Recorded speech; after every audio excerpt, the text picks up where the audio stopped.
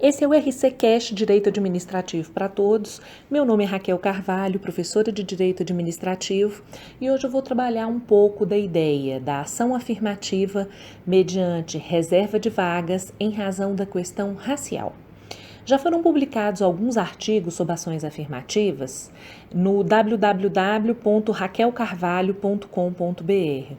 E nesses artigos, restou bastante clara a ideia de que, inicialmente, uma das objeções que se fazia às ações afirmativas era a ideia de igualdade, a possibilidade de se estabelecer diferenciações que beneficiem o acesso de uma categoria em razão da raça a qualquer vantagem, seja acesso ao ensino superior, seja acesso a um cargo ou emprego público mediante concurso público, foi impugnada por parte da doutrina, tanto brasileira quanto no direito comparado, em razão da necessidade de se assegurar tratamento isonômico entre as pessoas.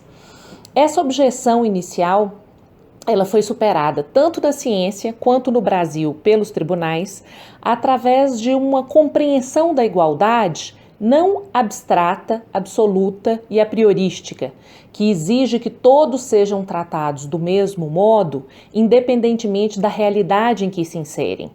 Passou-se a entender que é preciso encarar a igualdade, no caso concreto, de forma circunstanciada, considerando as peculiaridades da realidade em que a pessoa em questão ou a categoria em questão se insere. E a partir dessa ideia, entendeu-se que não é toda desigualdade que não é desejada. Existem desigualdades que não só são desejadas, como são necessárias. Especificamente no âmbito do direito administrativo, se nós formos pensar, existem institutos que são voltados para desigualar. O que se faz quando se licita? Desiguala-se. O que se faz quando se faz um concurso público? Desiguala-se. E ao desigualar para se estabelecer o vínculo de contrato administrativo, ou quando se desigualam alguns para viabilizar que eles tenham acesso a um cargo ou um emprego público, não há qualquer comprometimento em relação à isonomia, porque a desigualdade que não se admite no âmbito da ciência do direito é a desigualdade injustificada. E a desigualdade injustificada é aquela que não é razoável, não atende às premissas da proporcionalidade, de acordo com o que se entende inerente a um Estado democrático de direito e de acordo com aquilo que na realidade se coloca como claro. Especificamente em relação às ações afirmativas de natureza racial, há um questionamento em relação a partir de qual ponto se admite sejam elas adotadas. Em relação à sua própria adoção, essa nova compreensão da igualdade já abriu espaço para isso e nos colocou diante de um questionamento que é bastante científico mesmo. E do ponto de vista abstrato, são duas perguntas que se precisa fazer. É possível que em uma dada realidade se considere que uma categoria de pessoas se encontra excluída de uma realidade em que no ordenamento, considerando um Estado democrático de direito, considerando aquela realidade, elas precisariam estar inseridas nessa realidade? É a primeira pergunta. Existe um preconceito prévio? Existe uma exclusão prévia? Existe um não acesso prévio que justifique que se desiguale para viabilizar este acesso? A gente tem essa resposta muito clara em relação, por exemplo, aos deficientes no próprio texto constitucional. O texto constitucional entende que os deficientes estão fora do acesso ao mercado de trabalho ao ponto de se justificar que se façam ações afirmativas que viabilizem o acesso ao concurso público facilitado mediante reserva de vagas. E essa ideia de dar vantagem que compense uma desvantagem do mundo real que não se tolera, ela existe em relação aos deficientes, nos quais se trabalha uma limitação posta, uma limitação colocada pela realidade de uma determinada categoria de pessoas, e ela atinge no direito administrativo categorias em razão da sua indisponibilidade econômica, da sua dificuldade econômica, em razão da sua pobreza. Por exemplo, quando se estabelecem isenções de taxa para serviços de água, de energia em determinados locais de população de baixa renda. Isso, de fato, é uma ação afirmativa.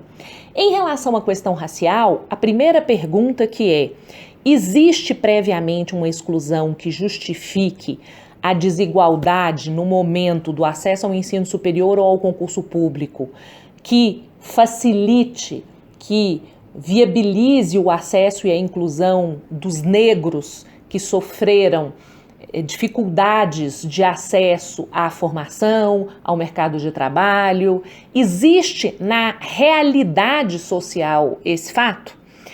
Essa é uma pergunta que a resposta dela não é uma resposta exatamente jurídica. Ela é uma resposta sociológica, ela é uma resposta que a gente consegue a partir da realidade social do país, a partir da realidade trabalhista do país.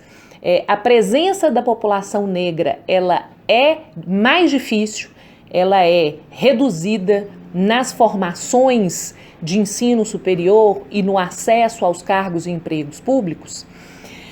Particularmente, a resposta para essa pergunta, de acordo com a minha visão, é que sim, isso é algo que precisa ser, enfim, assumido na realidade do Estado brasileiro. Isso significa que, do ponto de vista sociológico, aí eu não falo de nada jurídico, eu falo de uma convicção a partir de uma questão histórica, econômica, eu entendo que sim, a gente tem no Brasil um histórico de exclusão racial muito claro. Existem estudos do IPEA de 2017 que fala que a cada 100 vítimas de homicídio no Brasil, 71 são negras. Em 2015, dos 10 milhões de desempregados com mais de 16 anos, 5.800.000 eram negros. Mesmo quando se olha o critério de gênero, homicídio de mulher branca entre 2003 e 2013 caiu 9,8%. O das mulheres negras cresceu 54%. São inúmeros os indícios de que a gente vive no país uma exclusão racial histórica, muitas vezes não assumida, e, portanto, eu entendo que as ações afirmativas, de fato, se justificam pelo critério racial. E aí surge uma segunda pergunta, que é, tecnicamente, qual é o mecanismo de inclusão que será utilizado para se compensar essa exclusão prévia indevida? Isso já foi discutido internacionalmente, no país, a partir de regras legais, no Supremo Tribunal Federal, do ponto de vista da técnica que diferencia para incluir. A partir de uma realidade em que uma situação social exclui uma determinada categoria, qual é a técnica que se utilizará para a inclusão dessa categoria que não deveria estar fora, que precisaria, ab início, ter tido o direito de inclusão efetivamente assegurado? Nós temos hoje na legislação, já com mais de uma década de realidade, a questão das cotas nas universidades, normatizada internamente nessas entidades que têm autonomia universitária, como a gente viu quando trabalhou no RCCast do corte de verbas universitárias. E a partir daí começou a se discutir, é suficiente o acesso ao ensino superior? Um dos pontos que se questiona quando se faz ação afirmativa é de onde veio a exclusão e até quando se justifica uma inclusão corretiva por meio de dispositivos legais. Não há nenhuma dúvida que a exclusão veio de todo um histórico, efetivamente desde que ocorreu a ocupação do território nacional por parte de portugueses, com a adoção de mão de obra escrava. Então, a gente tem efetivamente um histórico de exclusão racial de séculos. É daí que vem. Mas no atual momento, a exclusão, ela vem de uma dificuldade de acesso ao ensino mesmo, de conclusão. O número de jovens negros que concluem o ensino médio é menor do que o número de jovens brancos que concluem o ensino médio. E o acesso às universidades, ele era reduzido aos cursos de mestrado, doutorado, mais reduzido ainda. Então, a gente tinha claramente no Brasil uma exclusão de difícil superação em relação à formação que é indispensável para a melhoria em relação ao acesso ao mercado de trabalho. Se você não tem a mesma escolaridade, você não consegue acessar o mesmo local, o mesmo espaço, o mesmo trabalho, dificilmente. Você marginaliza do ponto de vista da escolaridade e você marginaliza o acesso ao trabalho, isso é indiscutível. E se iniciou o processo de ações afirmativas por questões raciais em razão ao acesso ao ensino superior. E se denominou isso como se fosse uma igualdade de saída. Porque como as pessoas precisam de fato de dignidade a partir do exercício do trabalho, a forma de se conseguir uma igualdade nesse momento seria desigualar o acesso à escolaridade, principalmente superior, com toda a repercussão que no futuro isso dá. Se numa determinada família uma mulher ou um homem negro tem acesso a uma escolaridade superior, não tem nenhuma dúvida que isso repercute no histórico dessa família como encorajamento, como incentivo, não só do acesso à educação das gerações futuras, mas em relação ao próprio mercado de trabalho, em relação a todo um contexto de inclusão com mecanismos os mais diversos possíveis.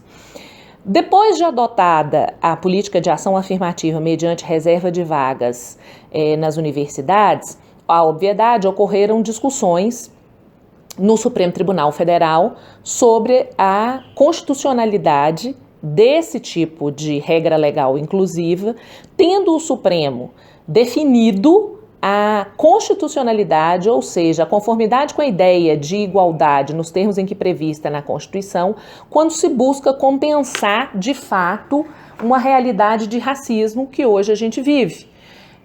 E aí o Supremo Tribunal Federal fez referência a tratados internacionais, a obrigação de diferenciação, ou seja, de discriminação para inclusão, aceitando que de fato a gente encara ideias estranhas como o mito da democracia racial, ou seja, a gente parte do pressuposto que no Brasil não existe racismo, não existe discriminação, quando na verdade a gente tem atitudes discriminatórias no cotidiano. E a gente não pode, de fato, ignorar os prejuízos dessa ideologia de branqueamento nem sempre assumida e aceita.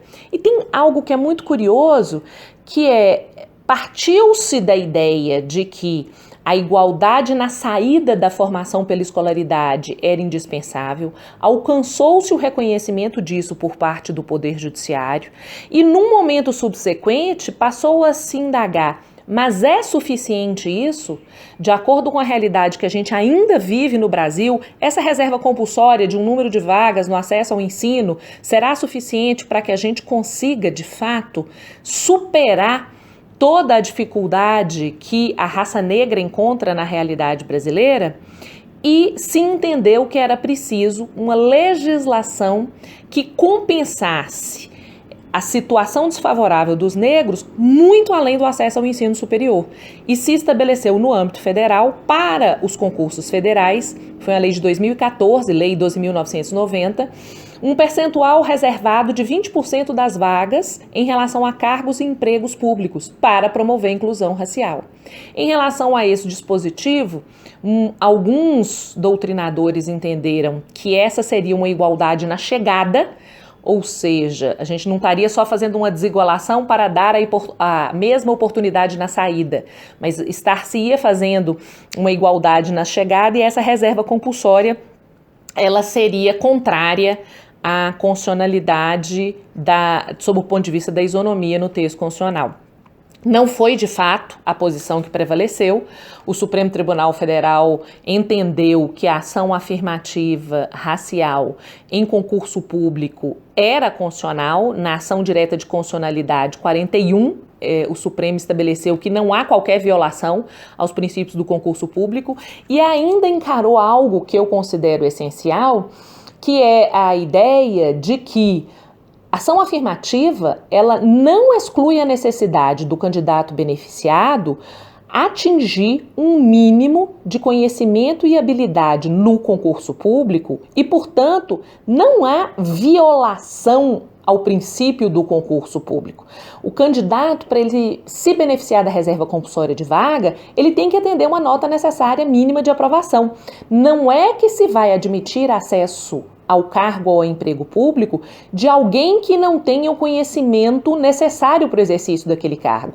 Mas dentre todos os que têm o conhecimento, se estabelece a necessidade de uma reserva para aqueles que tenham que integrem a raça negra, que sejam negros e que possivelmente não estão no topo da classificação. Até porque, vamos combinar, concurso público é um procedimento que é o início da profissionalização na administração pública e da verificação da habilidade para alguém ser um empregado público ou um servidor efetivo na administração.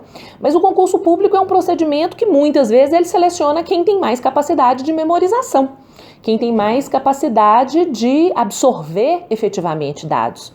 E considerando as dificuldades sociais, econômicas que os negros enfrentam na realidade brasileira, a ausência de tempo possível, livre, dedicada à memorização de todos esses dados, indica-se, vislumbra-se como menor em relação àqueles que somos brancos.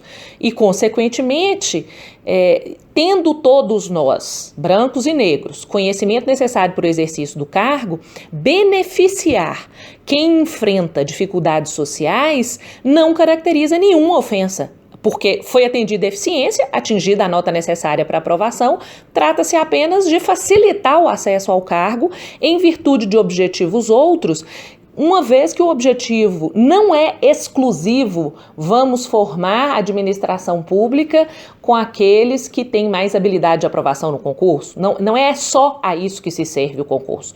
Aliás, o concurso não deveria servir-se efetivamente a isso. A gente trabalha no direito administrativo para todos, a ideia, inclusive, do concurso ampliar o seu espectro de avaliação de habilidades e, nesse atingimento de finalidade em um sentido mais amplo, coloca-se, inclusive, uma burocracia social, uma burocracia estatal, que reflita socialmente melhor aquelas pessoas que integram a sociedade. Se nós temos uma sociedade que é integrada por negros e brancos, por que na estrutura administrativa, principalmente nos cargos da estrutura superior, nós teremos uma maior representação da parcela branca da população? É saudável, é adequado um aumento da participação negra, até para que a gente tenha uma burocracia estatal que atenda uma diversidade de experiências de vida, de visões diversas e que nos conduza, de fato, a um exercício vinculado à ideia de interesse público primário, bem comum, compreensão de toda a realidade. Uma coisa é a compreensão abstrata de uma realidade, a outra coisa é a compreensão que uma determinada parcela da população tem com base naquilo que de fato viveu, experimentou e lhe foi oportunizado. Então, a ideia da ação afirmativa, e é curioso que na ADC 41, o Supremo Tribunal Federal fala exatamente isso, na verdade ele usa a expressão burocracia representativa, que garanta pontos de vista e interesses da população como um todo, as mais diversas possíveis. E enfrenta o fato de que não se exclui o atendimento efetivamente da eficiência quando se reserva 20% das vagas para a população negra na realidade federal. É engraçado que essa lei ela foi muito comemorada por parte da doutrina. Parte da doutrina, a obviedade, criticou porque diverge das premissas, e dentre aqueles que comemoraram a edição da Lei Federal 12.990 de 2014, confesso que me incluo e não consegui perceber algo que para mim só se tornou claro quando eu li um livro, que foi uma dissertação de mestrado da UNB, de um procurador do estado de Minas Gerais, o Jean Marques Loures Ferreira, que trabalha a lei de cotas no Serviço Público Federal e enfrenta questões que normalmente não são enfrentadas quando se trabalha essa matéria. Ele enfrenta a questão de que, tecnicamente, é difícil poder se falar em raça só sob o ponto de vista fenotípico, que existe uma parte de assimilação desse conceito que passa pela conscientização da pessoa, que é um conceito construído historicamente e, obviamente, isso não nos dá um critério objetivo matemático direto e indiscutível para que nós tenhamos uma solução em relação à definição de como se dará a ação afirmativa por questão racial. Mas mais do que coragem de enfrentar essas questões e de não lhes dar o poder de, por si só, excluírem a ação afirmativa racial, inclusive em relação aos concursos públicos, ele enfrenta criticamente o ganho que resultou da legislação federal. E utiliza uma frase que eu escutei minha vida toda, que é preciso ter cuidado para que a gente não tenha com as mudanças o atendimento da seguinte intenção: é preciso mudar para que a gente mantenha as coisas como estão. Então é preciso que essa legislação federal não seja um pseudo-avanço que mantenha a desigualdade tal como ela está. A ideia de que quanto mais as coisas mudam, mais elas ficam iguais, mais elas ficam as mesmas, essa lei não pode ser utilizada para isso. E aí o Jean-Marc Lores, no livro dele, ele trabalha a ideia de que coloca-se a necessidade de ação afirmativa racial, primeiro, para todas as carreiras. E isso permite, por exemplo, que você atenda o mínimo de acesso dos negros a cargos e empregos públicos na base da administração pública federal. Se você não faz uma reserva por carreira, inclusive aquelas carreiras que chegam ao topo da estrutura de planejamento, de fiscalização, por exemplo, carreiras diplomáticas, carreiras que têm como atribuições que já se juntam à cúpula da estruturação do serviço público. Se a gente coloca tudo igual, qual é o grande risco? Da gente representar na estrutura da administração pública federal aquilo que é a realidade. Os negros executam e os brancos mandam. E isso é um problema que a gente precisa enfrentar em relação à legislação. E mais, o percentual utilizado é fixo. Há uma parte da doutrina que, inclusive, identifica isso a partir do histórico de ações afirmativas legislativas de acesso a concurso público. As ações afirmativas raciais relativas a concurso público, elas começam a partir de um histórico dos municípios.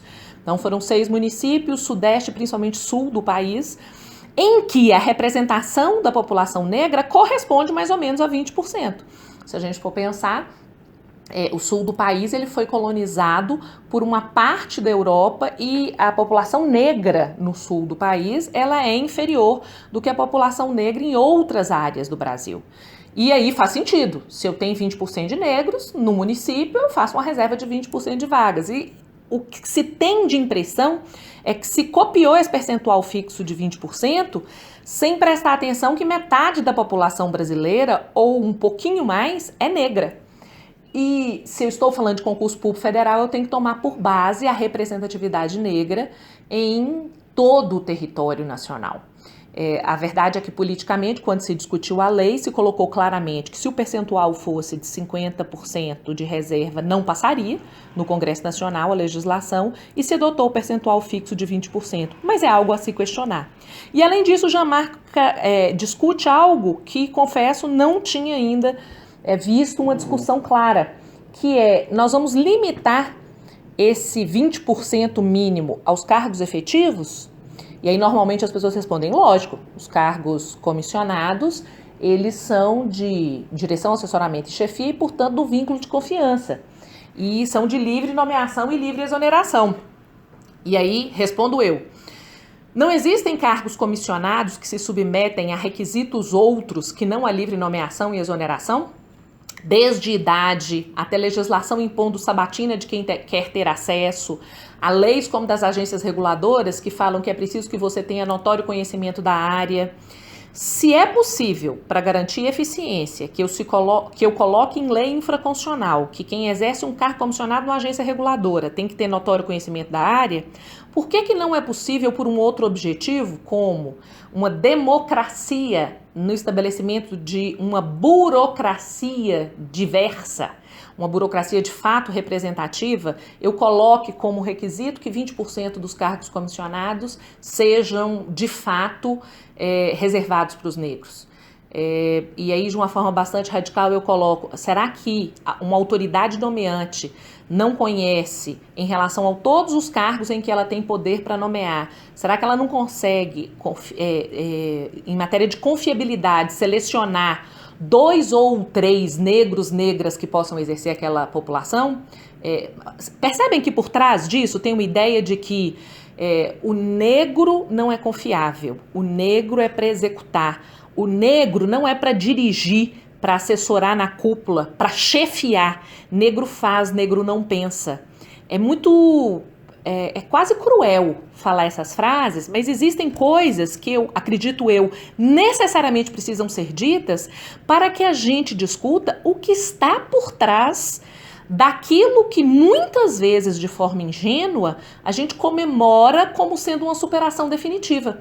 Eu confesso que quando me deparei com a legislação, fiquei extremamente regozijada, feliz mesmo, por ter visto um caminhar na estrutura da administração pública. Se estabeleceu que durante 10 anos essa reserva vai ser feita com a ideia de que a ação afirmativa, nesses casos, acompanhada de uma melhoria da escolaridade desde o ensino fundamental, médio, acesso a superior, pode tornar desnecessária essa reserva obrigatória de vagas, mas vejam, é preciso que a gente vá um pouquinho além, é preciso que a gente entenda que estabelecer essa reserva só em relação aos cargos efetivos, não contabilizando os cargos comissionados, em um percentual físico que não é o representativo da população. O percentual de 20%, ele não é representativo da população negra na população brasileira. A gente não admite um percentual variável. A gente estabelece isso pelo bojo de todas as carreiras e não por carreira. E isso é algo que leva a uma subrepresentação. Uma subrepresentação que ela não supera as dificuldades da história de luta contra o racismo. E, na verdade, se a gente não tomar cuidado, vamos mudar para que continue tudo mesmo. Então, você tem uma falsa impressão de que existe acesso e não existe acesso. E, além de todos esses problemas, a gente enfrenta periodicamente, como agora, algumas discussões no tocante às técnicas utilizadas de inclusão. Lembram que eu falei que a primeira pergunta que se faz é: existe uma discriminação prévia, uma exclusão prévia que justifique uma inclusão por meio de uma desigualdade, que é exatamente a discriminação positiva, que é a ação afirmativa? Essa foi a primeira pergunta. A segunda pergunta é: qual a técnica inclusiva? E aí nós mencionamos 2 técnicas que hoje o Brasil utiliza. A primeira, reserva de vaga em universidade, a segunda, no âmbito federal, reserva de vaga em concursos públicos para cargos de provimento efetivo e para empregos públicos. Ok. Ao definir quem vai, em relação à técnica de reserva de vagas nos cargos e empregos públicos, ter acesso a essa reserva, sempre ocorreu um problema. E aí é muito curioso que a gente percebe que as pessoas que eram contra as ações afirmativas migraram. A discussão em relação se há ou se não há racismo que justifique a ação afirmativa, depois que o Supremo definiu, reconhecendo que existe essa discriminação histórica no Brasil e que a raça, embora não seja um conceito técnico, objetivo, científico e absoluto, claramente é um elemento que impede que as pessoas, por um critério desarrazoado, permaneçam fora de estruturas que elas teriam direito de estar integradas pela própria ideia de dignidade da pessoa humana, de igualdade, etc. As pessoas que criticavam, com base nesse argumento, as ações afirmativas, agora migraram. Elas falam assim: então agora o problema é que a gente não consegue viabilizar como que a ação afirmativa ela pode se operacionalizar. Tudo bem, vocês falaram que tem racismo histórico, a gente diverge, mas essa questão está superada. A técnica inclusiva de reserva de vagas não seria adequada, mas também tudo bem. Já que isso está posto, agora nós vamos discutir o quê? Como é que se faz essa inclusão? E, de fato, essa é uma questão muito difícil na realidade da operacionalização das ações afirmativas. Nos mais diversos países, utiliza-se um critério que é o chamado critério da autodeclaração. A pessoa se autodeclara negra e, a partir dali, ela tem um reconhecimento, em princípio, no tocante a essa condição de integrar a raça negra. A autodeclaração no Brasil, ela é utilizada. O próprio IBGE utiliza o critério da autodeclaração para identificar negros, pardos, brancos, para efeitos censitários. E essa ideia de autodeclaração, ela traz uma respeitabilidade em relação à própria concepção no Brasil do que é branco, o que é mestiçagem, porque o nosso histórico, ele não é um histórico tão excludente em relação à formação da sociedade brasileira de negros e brancos como nos Estados Unidos. A gente tem uma mestiçagem em relação à cor da pele, a identidade racial a partir do fenótipo, né, da fenotipia, não é algo que permite uma resposta indiscutível em todos os casos. O fenótipo não pode ser uma única métrica possível. E a autodeclaração, muitas vezes no Brasil, ela é objeto de crítica exatamente porque permite que nem sempre, com base nas características fenótipas, se justifique o mecanismo de inclusão adotado. Alguém se afirmar como parte da população negra ser suficiente para se beneficiar de cotas rígidas de acesso de uma determinada minoria ao mercado de trabalho, sem dúvida pode trazer problema. E aí existe um problema da cultura no Brasil que a gente precisa enfrentar, que é o problema do jeitinho, do não observar as regras, da ilicitude, da marginalidade, de sempre alguém querendo levar vantagem, embora não faça jus a uma vantagem que é lista para uma categoria, mas não é lista para outra categoria. E no momento de normatizar isso, a gente não pode ignorar essa realidade. A gente não pode ignorar o risco de fraude em relação à identificação de quem merece ou não merece, com base na declaração racial, o benefício da reserva das vagas. Então, foi preciso a concepção de um procedimento que, sem ignorar a autodeclaração, com a importância que ela tem de candidato negro se reconhecer como preto, pardo e já no início do concurso público, a gente não pode tirar a força da autodeclaração como um critério identificatório que é básico, mas a gente não pode aceitar isso como o único espaço de fixação técnica da vantagem que se permite com a reserva de vaga para negros nos procedimentos de concurso público. E aí, eu gostaria de trazer para vocês uma portaria, que é de 2018, portaria 4 de abril de 2018, do Ministério do Planejamento, Desenvolvimento e Gestão, em que se buscou, além da autodeclaração, estabelecer um procedimento que assegurasse a concretização de tudo aquilo que está por trás de uma ação afirmativa. Vão combinar que não é nada muito fácil, quando você precisa operacionalizar dignidade da pessoa humana, desigualdade para se ter isonomia, sem excluir outras exigências que são naturais quando se trata de administração pública, ampla defesa, contraditório, devido processo legal, motivação, autotutela, eficiência, igualdade de tratamento em relação ao procedimento. Então, existe uma série de coisas para se equacionar. E essa portaria, ela buscou exatamente isso, equacionar essa série de coisas. E estabeleceu, no parágrafo 1º do artigo 3º, que a autodeclaração será confirmada mediante um procedimento de heteroidentificação. E aí é engraçado que quem era contra a ação afirmativa agora fala que a heteroidentificação não se justifica. Alguns dizem que ela vai ser sempre arbitrária e que a autodeclaração deveria prevalecer de qualquer modo. Tem o caminho à desconfiança se isso não é para falar que a autodeclaração tem que prevalecer, e aí quem se autodeclara, quando não se autodeclara verdadeiramente, mas se autodeclara em fraude, isso leva à própria discussão da política pública. Tenho cá minhas dúvidas em relação a isso, mas o fato é que a portaria, ela utiliza a heteroidentificação como um procedimento subsequente que não afasta que o que a pessoa se afirma, em princípio, é verdadeiro. Mas, se há uma dúvida razoável em relação ao fenótipo e se há análise motivada em um parecer dado num procedimento de heteroidentificação com todos os cuidados do regime jurídico administrativo, isso também não pode ser afastado, a meu ver, como algo indispensável, a fim de que se evite o uso indevido de uma política pública que tem finalidades nobres. E aí, de uma forma bastante coloquial, eu confesso a vocês que eu desejo a morte a quem tem coragem de fazer isso.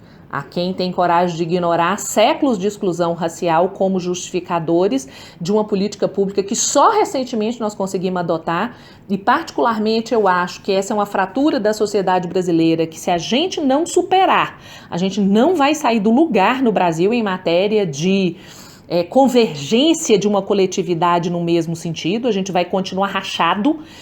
Enquanto a gente não admitir que o corpo negro é vítima de discriminação e está fora de espaços que ele tem que estar dentro, eu não acredito que a gente consegue fazer uma sociedade que de fato seja justa. Essa é uma convicção pessoal que tenho.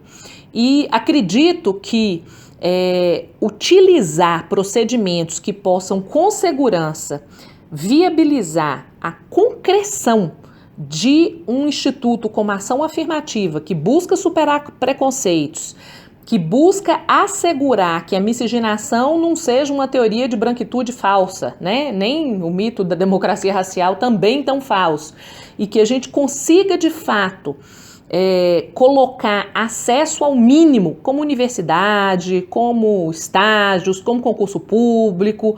Isso não é paternalismo, isso é reconhecer fato histórico e viabilizar a correção de consequências que hoje a gente ainda colhe em razão desses fatos históricos. E o procedimento de heteroidentificação, ele tem a finalidade nobre de evitar que todo esse caminho não seja objeto de comportamentos fraudulentos, que não rua por causa de fraudes em relação a alguns que busquem se afastar. E aí é curioso, porque a portaria 4 do Ministério do Planejamento Federal de 2018 estabeleceu de forma bastante clara alguns requisitos buscando um cumprimento daquilo que resulta do direito administrativo. Então, primeiro, em relação à sua composição, se estabeleceu que é preciso que as pessoas tenham um conhecimento mínimo, não é só reputação ilibada e ser residente no Brasil. Tem que conhecer minimamente a questão da igualdade racial. Algum tipo de conhecimento tem que ser, e preferencialmente que seja experiente nessa área e no enfrentamento do racismo. Se estabelece essa composição de acordo com o critério de diversidade, e aí gênero, cor, naturalidade, se estabelece o sigilo em relação aos nomes das pessoas e um termo de confidencialidade, mas se estabelece que, em relação ao controle, será utilizado o recurso de tecnologia, inclusive para gravação, para viabilizar o controle a posteriori daquela decisão. É preciso muito cuidado para a gente não transformar essas comissões em um tribunal racial, como várias pessoas já entenderam, presentes, inclusive em universidades com comissões compostas, talvez inicialmente, do ponto de vista histórico, sem o cuidado que hoje a gente tem, decorrente do próprio amadurecimento em relação à questão. Por exemplo, hoje o procedimento ele tem que ser filmado, a gravação vai ser utilizada nos recursos que sejam opostos, se tem cuidados como um candidato que é eliminado porque se autodeclarou negro e se verifica que ele não é negro, ele é eliminado, não é só do concurso, para poder concorrer às vagas normais. Ele é eliminado em relação ao acesso ao cargo, que eventualmente ele tenha tido acesso por meio das cotas a que não fazia jus. Foi até uma discussão grande se isso deveria ocorrer mesmo ou não, e se entendeu que sim. Daí a importância de se ter um parecer técnico, motivado, justificado, porque aí vem uma outra questão, né? Como é que uma comissão vai afastar uma autodeclaração que se presume legítima? Motivadamente, por isso que tem que entender a respeito de igualdade racial, de racismo, de enfrentamento do racismo. A gente não está falando só de uma questão de fenótipo, a gente está falando de algo que é muito mais amplo e, portanto, muito mais complexo. Essas filmagens elas vão ser consideradas se for posto recurso, porque um outro cuidado que se teve foi: não há necessidade no direito administrativo brasileiro de um duplo grau obrigatório de jurisdição administrativa. Mas nessa questão, sim, se estabeleceu a existência de uma comissão recursal, que seja integrada por pessoas que não integraram a primeira comissão. A comissão inicial é de heteroidentificação, então a pessoa se autodeclara negra, isso se presume verdadeiro. A comissão de heteroidentificação faz juízo a partir de características fenotípicas, óbvio que, e isso a portaria expressamente fala, em relação à aferição da condição, a comissão utilizará o critério fenotípico. Essa decisão virá em um parecer motivado, e esse parecer motivado poderá ser alvo de inconformismo por parte de eventual candidato excluído, com submissão da matéria, é o que a gente chama de efeito devolutivo do recurso, à comissão recursal superior, que vai considerar a filmagem, o parecer, o conteúdo do recurso e que tomará de fato a sua decisão.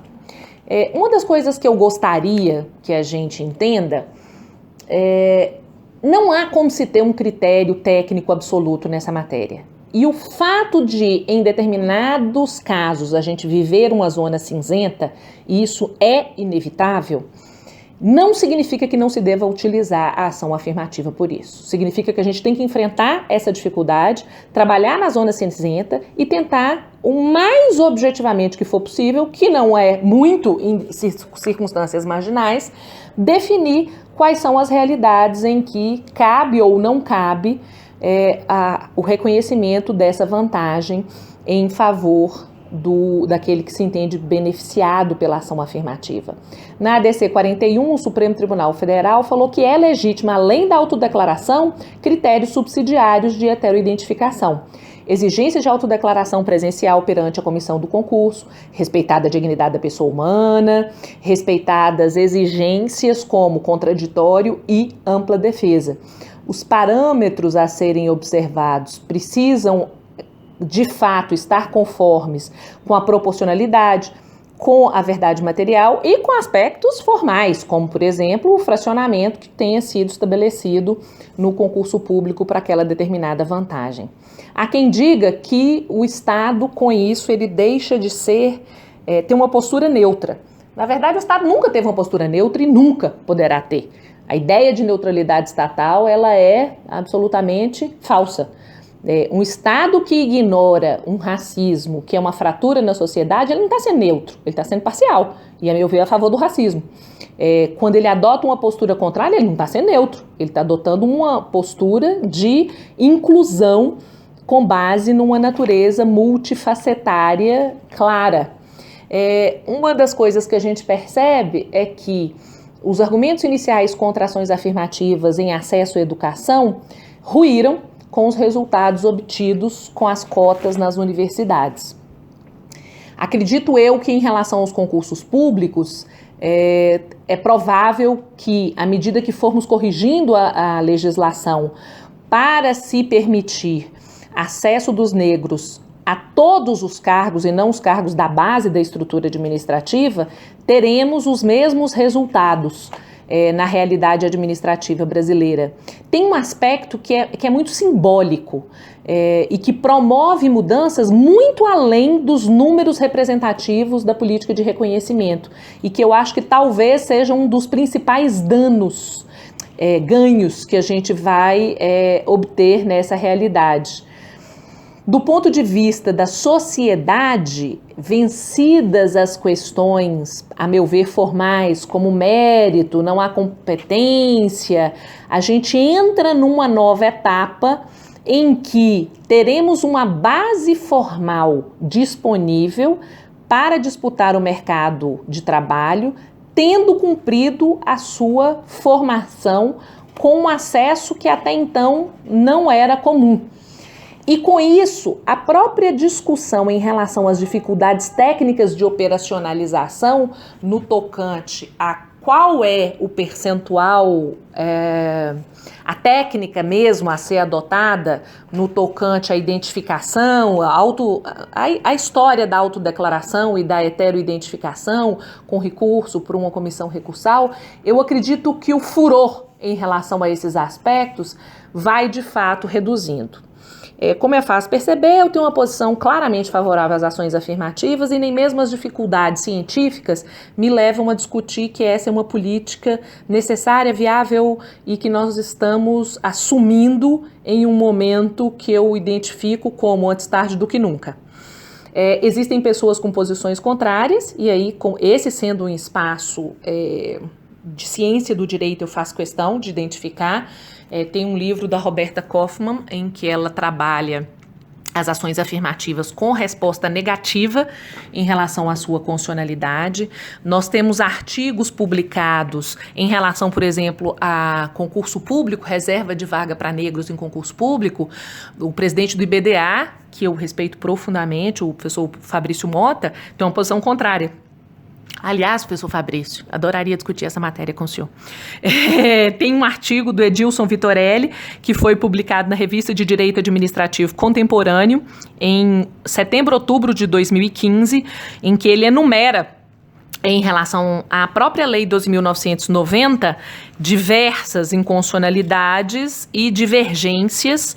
Ele enumera 11 razões pelas quais não se deveria adotar a estrutura atual para reserva de vagas em cargos e empregos públicos. Em um outro RCcast, vou buscar discutir essas razões e respondê-las, mas do ponto de vista da estruturação inicial do raciocínio, eu acredito que já esteja colocado de um modo bastante claro a estruturação mínima essencial.